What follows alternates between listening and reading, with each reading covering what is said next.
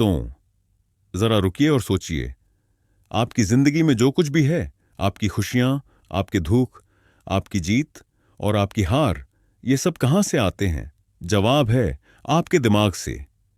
दुनिया के महान दार्शनिक बुद्ध ने कहा था, दिमाग ही सब कुछ है।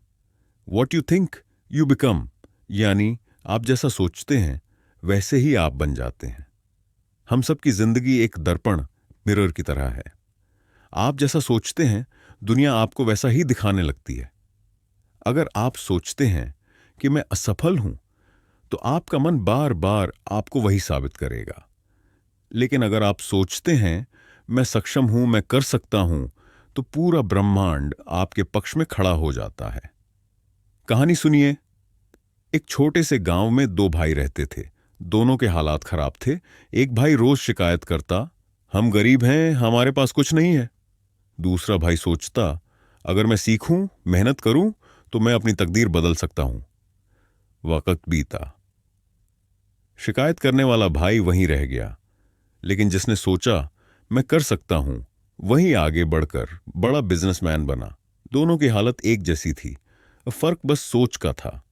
माइंड असली इंजन है, शरीर तो बस उसकी गाड़ी है। जैसा आप दिमाग में प्रोग्राम करते हैं वैसा ही आप जीते हैं। अगर आप रोज नकारात्मक बातें भरेंगे, मैं नहीं कर सकता, ना मेरे बस का नहीं है, तो यही हकीकत बनेगी। लेकिन अगर आप अपने दिमाग को पॉजिटिव विचार देंगे, मैं सीख सकता हूं, मैं बेहतर बन सकता हूं, तो आपका मन उसी रास्ते पर ले जाएगा। वैज्ञानिक भी कहते हैं कि हमारा मस्तिष्क, ब्रेन, न्यूरोप्लास्टिक है, यानी हम जैसी सोच बार बार दोहराते हैं वैसा ही दिमाग वायरिंग कर लेता है। तो सोचिए, अगर हम बार बार सफलता की कल्पना करें तो दिमाग उसी पर काम करना शुरू कर देगा। उदाहरण, थॉमस एडिसन को लोग पागल कहते थे। 1000 बार बल्ब बनाने में असफल हुआ, लेकिन उसका मन बार बार कहता, मैं कर सकता हूं। अगर उसका मन हार मान जाता तो आज दुनिया अंधेरे में होती। महात्मा गांधी ने भी यही कहा, मनुष्य है केवल उसके विचारों का उत्पाद। What he thinks he becomes. Gandhi ji ने अगर अपने मन को हारने दिया होता तो भारत आजाद न होता। दोस्तों, फर्क सिर्फ यही है, आपका मन या तो आपको गुलाम बनाएगा या आजाद करेगा। अब सवाल है, हम अपने दिमाग को कैसे नियंत्रित करें? 3 आसान तरीके।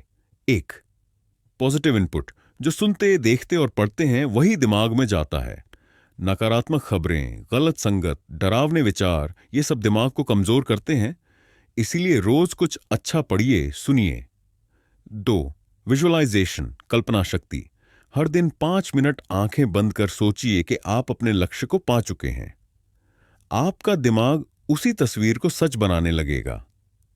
3 अफर्मेशंस, दृढ़ वचन। अपने मन से रोज कहिए, मैं सक्षम हूं, मैं कर सकता हूं और मैं योग्य हूं। धीरे धीरे आपका मन इसे सच मानने लगेगा। जापान में एक बुजुर्ग व्यक्ति था। 7 देश साल की उम्र में उसने पेंटिंग शुरू की।